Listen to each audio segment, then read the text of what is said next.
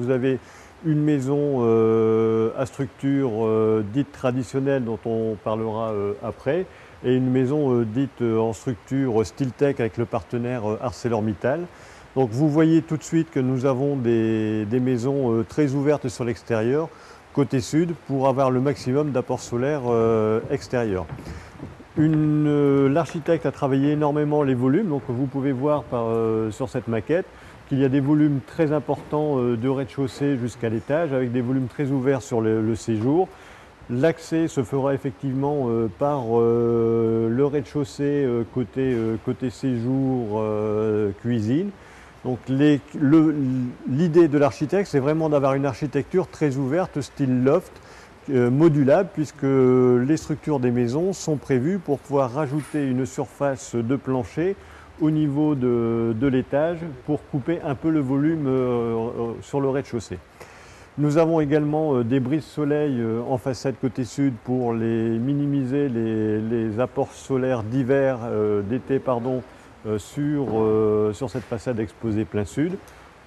Très intéressant également, c'est l'architecture. Vous n'avez plus de pente de toiture, deux pentes. Donc nous avons des toitures dites toitures terrasses avec des systèmes de toiture à membrane, donc pas des étanchéités classiques chauffées. Donc ce sont des toitures avec des membranes. C'est un nouveau dispositif qui est de plus en plus préconisé par des entreprises sur des toitures plates comme ça qui demandent beaucoup moins d'entretien.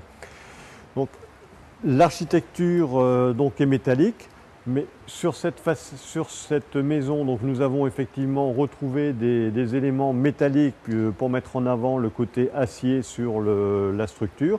Mais l'autre maison sera traitée en système bardage bois qui permet d'assembler des techniques et des matériaux différents sur une architecture de plus en plus innovante pour répondre justement aux besoins qui se fait de plus en plus fort de particuliers sur des matériaux plus respectueux de l'environnement, notamment le bois.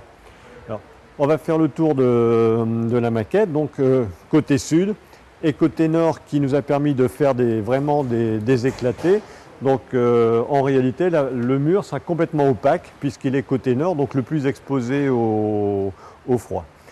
Alors, vous avez ici une ossature dite traditionnelle, donc des profilés du commerce, avec des poteaux, des IPE et donc des poteaux qui font vraiment la structure avec un complexe de bardage extérieur.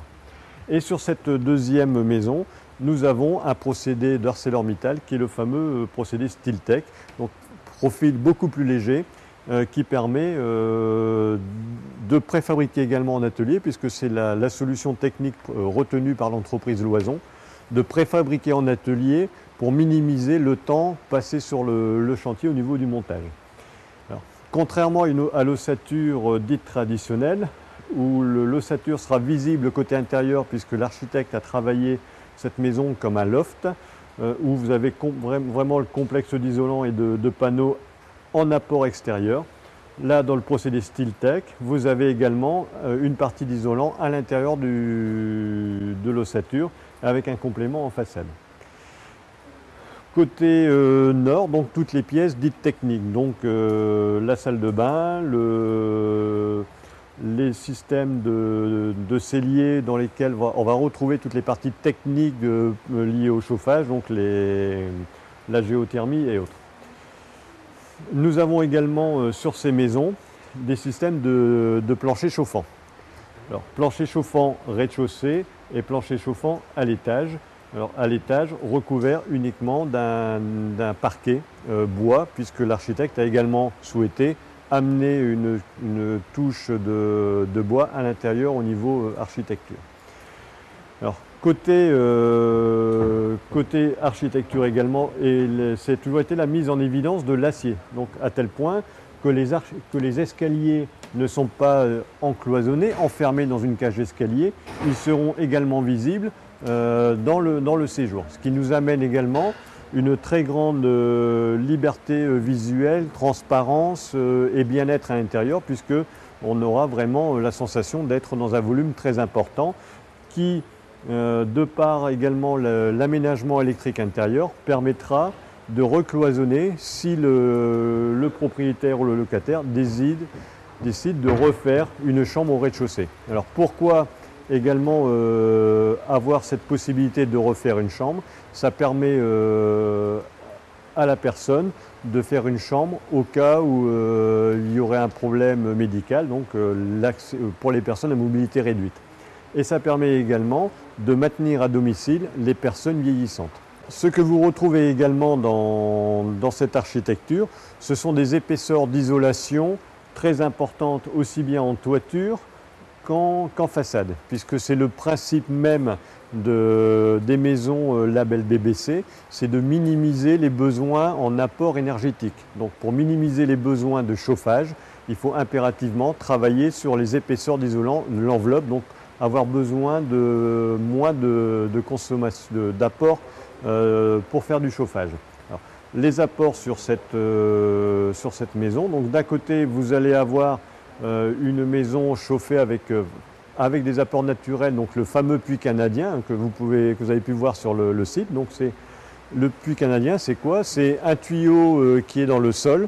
L'air qui transite dans ce tuyau va emmagasiner la chaleur pour l'hiver, la chaleur naturelle du sol pour l'hiver, et amener naturellement de la fraîcheur en été, puisque le sol, lui, reste toujours à même température, puisque le puits canadien, ici, est environ à 2,50 m de profondeur.